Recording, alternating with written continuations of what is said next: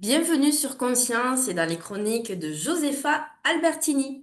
Aujourd'hui, nous allons aborder le thème sur les mini-scénarios de la psychologie transactionnelle qui conditionnent nos comportements pour obtenir reconnaissance ou amour. Bonjour Josefa, comment vas-tu bien aujourd'hui? Bonjour Sophie, pleine forme. J'espère que toi aussi, hein. Super, je vais bien. Parfait. Comment reconnaître les drivers les plus fréquents comme soit parfait, fait plaisir ou soit fort, soit forte dans notre quotidien?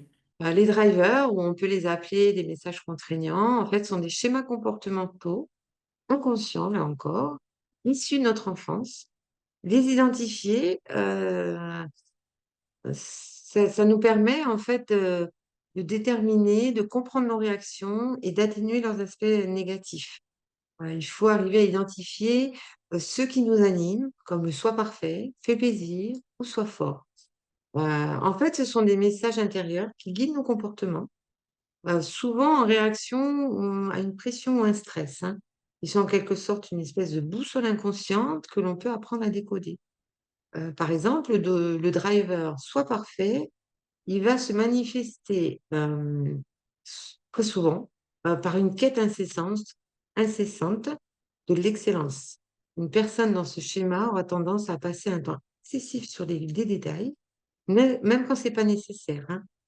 C'est par contre une personne très organisée, qui a une très grande rigueur, qui s'accompagne bien souvent d'une autocritique permanente. Elle aura du mal à se satisfaire d'une réussite si elle n'est pas absolue, et elle va avoir cette fâcheuse tendance à se focaliser sur le seul point qui n'était pas irréprochable, alors que tout le reste était parfait. C'est en quelque sorte, cette peur de l'imperfection, elle peut même, à contrario, entraîner de la procrastination, car cette personne, elle va tellement craindre de mal faire qu'elle va dire: «Bon, je dis faire le début, on attend la fin», enfin voilà. Pour l'instant, c'est pas le bon moment. En situation de stress, elle peut aussi, même devenir intolérante face aux erreurs des autres. Heu, alors les messages parentaux, on va dire, qui sont liés, hein, à ce driver sont souvent: «Tu aurais pu faire mieux», «Ce n'est pas mal, mais il manque ce petit quelque chose pour que ce soit parfait». «Oh, tu vu, tu as colorié à côté, recommence». Il ne faut jamais se contenter de peu. Voilà, je pourrais en donner, d'autres. Du coup, en fait, à travers ces messages, on intègre que la valorisation provient uniquement de la performance et de la qualité irréprochable du résultat. L'amour et la reconnaissance, en fait, sont conditionnés par l'absence d'erreur. Si on parlait du driver, fait plaisir, quant à lui, lui, ça va être le besoin d'être aimé et accepté. La boussole intérieure de cette personne, sous ce schéma, elle va être réglée sur le bien-être des autres, ce qui se traduit par, on va dire, une incapacité à dire non. Alors que lorsqu'elle est sollicitée, alors qu'elle est déjà au taquet ou que son agenda est plein, mais elle aura une forte tendance à mettre les besoins des autres avant les siens, au risque de s'épuiser et de négliger ses propres projets. Dans les interactions, elle peut souvent, en fait, rechercher l'approbation des autres et adapter son opinion pour éviter le conflit ou la déception. Par contre, quand elle est contrariée ou en colère, elle peut se sentir facilement coupable, pensant que c'est sa responsabilité d'arranger les choses. Alors, là, on retrouve des messages parentaux types qui sont: «Sois gentil, tu vois bien que je suis fatiguée. Pense un peu aux autres. Ne sois pas égoïste. Tu me fais de la peine quand tu m'obéis pas», et ou autre, le dernier, pour exemple, «Pour être aimé, il faut se montrer agréable et serviable». À travers ces messages, on apprend que l'on est aimable si l'on ne dérange pas et si aussi on est au service des autres et des besoins d'autrui. Alors toute notre existence, en quelque sorte, va être valorisée quand on apporte de l'harmonie et du réconfort aux autres. Pour ce qui est du driver, soi fort, alors celui-ci va pousser à l'autonomie, à la résistance émotionnelle. S'il est dominant chez une personne, cette dernière, elle va s'efforcer de cacher ses émotions ou son stress sous un masque, poker face d'impassibilité, car elle a appris que la vulnérabilité est une faiblesse. Elle est souvent réticente à demander de l'aide, préférant se débrouiller seule, même face à une difficulté majeure, car elle veut surtout pas déranger ou surtout montrer qu'elle a besoin de quelqu'un. Ses interlocuteurs vont souvent la percevoir comme une personne, distante, froide, en raison, en fait, de sa difficulté à exprimer ses sentiments. Heu, après, à contrario, ça va conférer à cette personne une discipline, exemplaire, une très grande rigueur, une capacité à gérer efficacement les situations de crise. Alors là, ce qu'on retrouve comme messages parentaux, typiques, ça va être: «Arrête de pleurer, les grandes filles ou les grands garçons ne pleurent pas. Il y en a des plus malheureux que toi, ce n'est rien. Sois courageux, courageuse, ne montre pas ta peur. Il faut s'endurcir dans la vie». Il s'agit là des 3 drivers, mais en fait, ils sont au nombre de 5 parce qu'on a aussi fait des efforts et dépêche-toi. Le 1er donc fait des efforts, en fait, il pousse la personne à croire que le mérite réside dans la difficulté de la tâche, plutôt que dans son résultat. Elle va valoriser la lutte, et elle va avoir le sentiment qu'une chose est bien ou, que qui a de la valeur quand c'est difficile à réaliser. Elle se perd aussi en chemin car elle a tendance à travailler dur, à s'acharner sur les moyens, parfois au point d'oublier l'objectif initial. Le processus, en quelque sorte, devient plus important que la finalisation, le résultat. Elle a aussi du mal à savourer la réussite parce qu'une fois que l'objectif est atteint, bah, cette personne, elle passe rapidement au suivant parce que, elle est en recherche perpétuelle de difficultés, voilà, de mérite, d'efforts et cetera, et elle prend même pas le temps de se féliciter. Ce qu'on retrouve là en message parental, typique, «On n'a rien sans rien», ou encore, «Rien ne s'obtient sans effort». Quand elle va être, sous cette influence, sous ce driver, la personne peut, intégrer en fait que les efforts doivent être visibles et douloureux pour être reconnus et méritoires. Heu, le résultat facile, il va être dévalorisé, il a aucune importance, parce qu'il y a pas de souffrance, il y a pas de bataille associée. Le seul chemin vers le succès est la reconnaissance et la lutte de l'acharnement. Tu vas pousser cette personne à se perdre dans les moyens au détriment de l'objectif, comme je disais. Et enfin, on a le driver dépêche-toi. Ça met la personne dans une course permanente, constante, contre le temps. Sous schéma ou sous l'influence de ce schéma, la personne est dans l'urgence permanente. Elle parle et elle agit souvent rapidement. Elle aura tendance à finir les phrases des autres, à consulter souvent son heure, heu, à se sentir stressée, même coupable si elle prend un peu de temps pour elle. Heu, par contre, elle est très efficace en période de rush. Elle est super réactive, très réactive. Elle est capable de gérer des situations d'urgence et dans son confort, hein, je dirais dans ce cadre-là. Mais, le pendant, en fait, de cette précipitation, c'est qu'elle peut commettre des erreurs d'inattention. Elle a besoin de remplir son temps, même les moments de détente, peuvent devenir, en fait, des moments planifiés. Ils doivent être planifiés. Elle ne peut pas s'accorder, voilà, spontanément quelque chose. Elle a beaucoup de mal à rester sans rien faire et à profiter de l'instant présent. Bah, le message parental type, on va dire, c'est: «On va être en retard». Heu, on va dire que la personne sous cette influence, elle a appris que la rapidité est nécessaire pour être en phase avec les autres et pour éviter de causer du tort. Perdre du temps est inacceptable ou synonyme pire d'incompétence. En quoi ces messages contraignants façonnent-ils notre manière d'entrer en relation ou de gérer le stress? Ces messages contraignants ne restent pas de simples pensées, ça serait trop beau. En fait, ils deviennent des stratégies, mais automatiques, qui définissent la manière dont nous réagissons avec les autres, dans nos relations, et surtout comment nous réagissons face à la pression ou au stress. Ils vont façonner concrètement notre vie relationnelle, hein, et notre gestion du stress. En fait, en situation de stress, les drivers vont se manifester un peu comme des réflexes de survie, qui sont activés de manière automatique pour essayer de retrouver notre équilibre et de nous prouver notre valeur. Ils sont des scripts, on va dire, intérieurs qui agissent comme des stratégies automatiques, comme je disais, en situation de pression et qui filtrent nos interactions. Face au stress, chaque driver a une réaction réflexe qui vise paradoxalement à nous épuiser. La personne, par exemple, drivée par le soi parfait, sous stress, il va intensifier son niveau d'exigence qui est déjà très élevé à la base. Elle se perd dans les détails, elle vérifie tout 3 fois, 4 fois, 6 fois et elle peut même bloquer, comme je disais, en procrastinant, par peur de l'erreur, et ça va générer un stress chronique, en fait. Le fait plaisir, il va réagir en ignorant ses propres limites. Sous pression, il va accepter des tâches supplémentaires, va se sentir coupable de se reposer, ce qui peut le mener, bien entendu, à l'épuisement. Le soi fort, quant à lui, il va se refermer. Il va refuser de montrer le moindre signe de faiblesse ou de demander de l'aide à à d'autres, gérant tout en solitaire. En fait, elle risque qu'est-ce qu'elle risque à l'issue? Ben, l'isolement et l'épuisement émotionnel qu'elle va refouler systématiquement tous ses sentiments. Le dépêche-toi, s'il domine, la réaction, ça va être l'accélération. Donc la personne, elle devient patiente, parle vite, elle prend des décisions hâtives et elle risque de commettre des erreurs d'inattention, car la rapidité est devenue plus importante, que la qualité ou la concentration. Et enfin, le fait des efforts, il va s'acharner.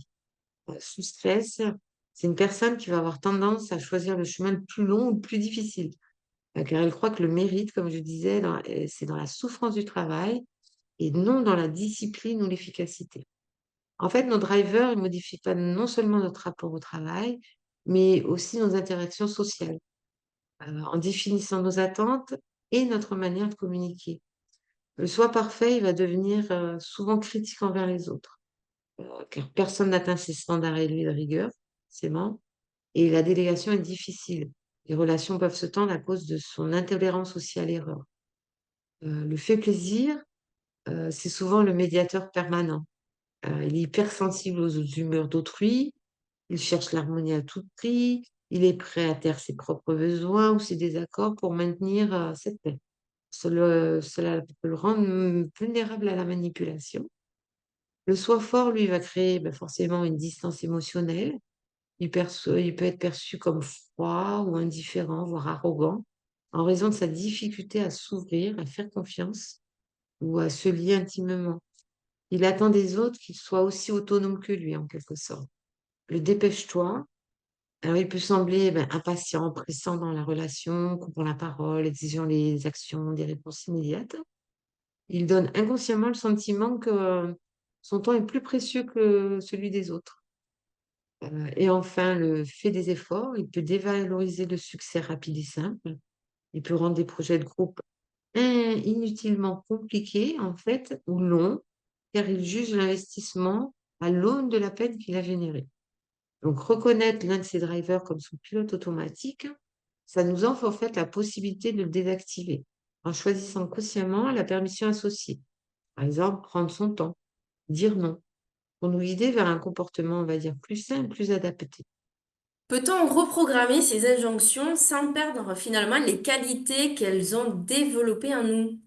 Il est non seulement possible, mais c'est l'objectif même du travail sur les drivers. Reprogrammer l'injonction sans perdre la compétence développée. En fait, le processus, c'est transformer le message contraignant en une permission qui utilise les forces du driver tout en désactivant, on va dire, son côté autodestructeur. Euh, Parce que les drivers, comme tu précises dans la question, en fait, ils contiennent des qualités précieuses. Euh, donc, il ne faut pas les éradiquer, et il faut juste désactiver l'injonction stressante pour utiliser, par contre, de façon consciente la compétence qu'elle a développée, ou pas celle-ci d'un ordre inconscient à une permission choisie. Si on prend l'exemple, le driver soit parfait. Sa force, hein, c'est la rigueur, l'attention aux détails et l'organisation. Le stress arrive lorsque cette qualité mute en perfectionnisme, paralysant et autocritique incessante. Donc, pour reprogrammer ce schéma, la permission est ou serait, tu as le droit de commettre des erreurs ou tu as le droit d'être suffisamment bien, parce que sa quête d'excellence ne lui permet pas. De la sorte, on conserve ainsi son haut niveau de qualité, mais on s'autorise à déléguer et à finaliser en fait les projets sans s'épuiser sur les détails marginaux. Et la rigueur, en fait, devient un outil et non plus une obsession. Le driver fait plaisir, sa force, en fait, elle réside dans son empathie, sa capacité d'écoute, sa serviabilité. L'injonction se déclenche lorsque nous devenons incapables de dire non, par peur de décevoir, ou que nous négligeons nos propres besoins. La permission, elle serait, tu as le droit de te faire plaisir, ou tu as le droit de dire non. En posant les limites saines, on transforme son altruisme en un choix généreux et durable, plutôt qu'en une obligation épuisante pour obtenir toujours l'approbation des uns et des autres. Le driver soit fort quant à lui, sa force incontestablement, c'est la résilience, l'autonomie, la capacité à garder son sang-froid en toutes circonstances ou sous pression.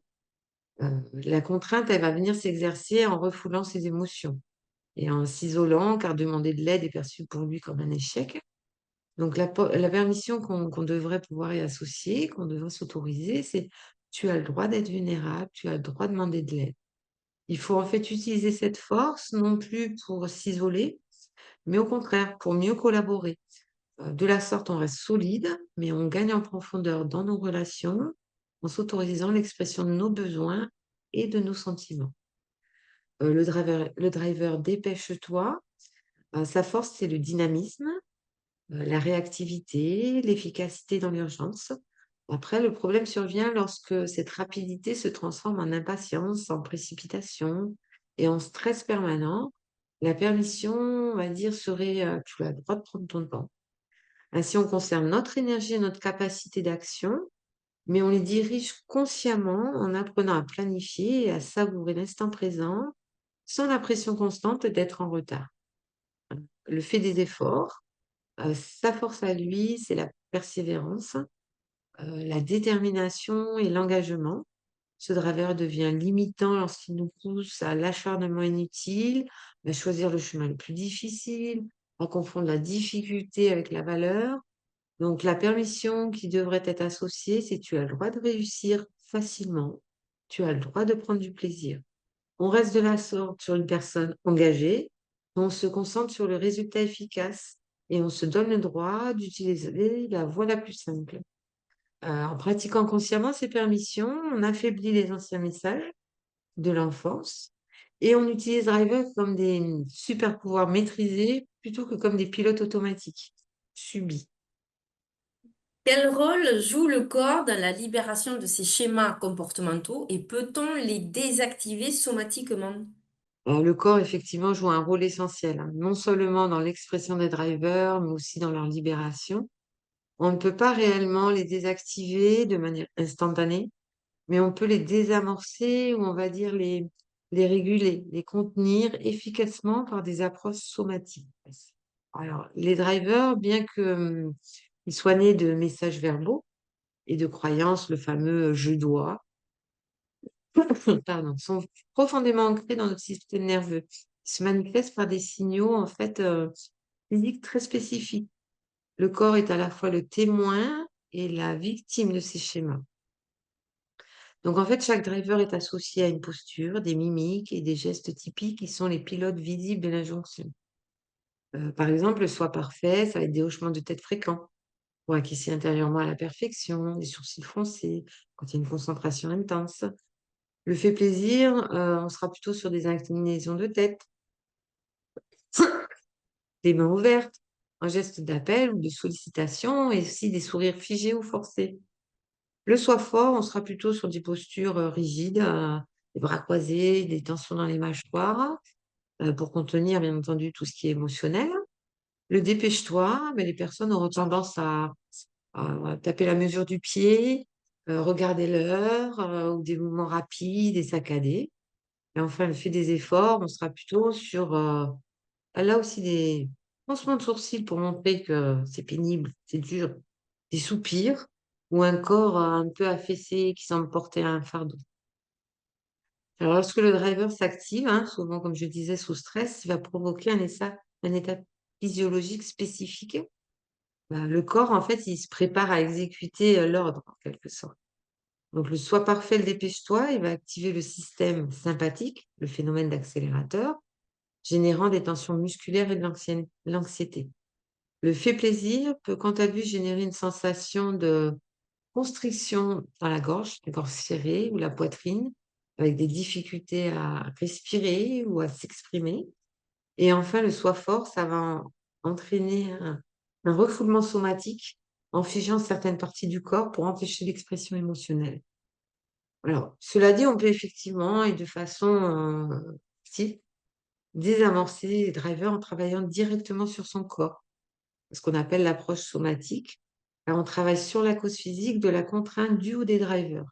L'objectif, en fait, c'est d'interrompre le réflexe corporel avant qu'il déclenche la pensée ou le comportement automatique lié au driver. La manière la plus simple, on va dire, de désactiver un driver est de modifier consciemment sa posture au moment où l'on se sent, stressé ou angoissé ou sur le point de se comporter selon le driver. Par exemple, si on est sur le «sois fort», faut tenter de décrisper la mâchoire, décroiser les bras, relâcher les épaules, mais également bien s'ancrer au sol, en s'efforçant de sentir, tous ses pieds, la plante des pieds, le sol et cetera. Dépêche-toi, idéalement, ça serait de ralentir sa respiration, de s'asseoir, de se forcer à s'asseoir ou marcher lentement et aussi, fonction de la situation, laisser ses mains reposer sur la table ou bloquer devant soi. Heu, on a ensuite, si on est sur le fait plaisir, ça sera plutôt redresser la tête, retirer ce sourire qui est un peu souvent figé, si on n'a pas envie de sourire, tout simplement. Se sentir ou ressentir son propre centre avant d'interagir. La respiration est l'outil, on va dire, somatique le plus puissant, parce que les draveurs activent l'accélérateur, comme je disais tout à l'heure, sympathique. Donc il faut de facto activer le frein, le parasympathique. Comment? Alors c'est souvent avec une respiration longue et ventrale. On se concentre sur des expirations plus longues et plus soutenues que l'inspiration. Pourquoi? Parce que ça envoie au cerveau un message de: Ça va». On régule le système d'alerte de suite et on rend donc plus difficile l'activation du driver. Par ailleurs, les drivers, on va nous pousser dans l'action. Donc le faire plutôt que l'être. L'ancrage donc permet de revenir à l'instant présent, à l'instant T. Donc l'ancrage, c'est quoi? Par exemple, il faut se concentrer sur les sensations physiques. On va dire le contact, si on est assis, de nos fessiers sur la chaise ou de notre dos sur le dossier de la chaise. Si on est debout, ben, le sol, le contact à nos pieds, l'air sur notre peau, enfin voilà. Tout ce qui nous rapporte à nos sensations corporelles, ça nous permet effectivement d'être en pleine conscience et de faciliter, cet ancrage pour rompre, en fait, la boucle de la pensée compulsive qui alimente le driver. En résumé, si je peux dire, l'approche somatique ne fait pas canaliser les drivers, elle va leur offrir un contre-programme, mais physique. En modifiant son corps, on modifie l'état émotionnel qui rend le driver nécessaire. Il faut savoir observer ces tensions corporelles particulières qui se manifestent lorsque le driver domine ou se déclenche. Et c'est ainsi que l'on dispose d'une manière, on va dire, efficace d'intégrer les nouvelles permissions. Merci à vous derrière votre écran de nous avoir suivis. On se retrouve la semaine prochaine sur Conscience et nous parlerons de la métaphore de nos mots, MAUX, quand le corps parle. Merci, au revoir, à bientôt.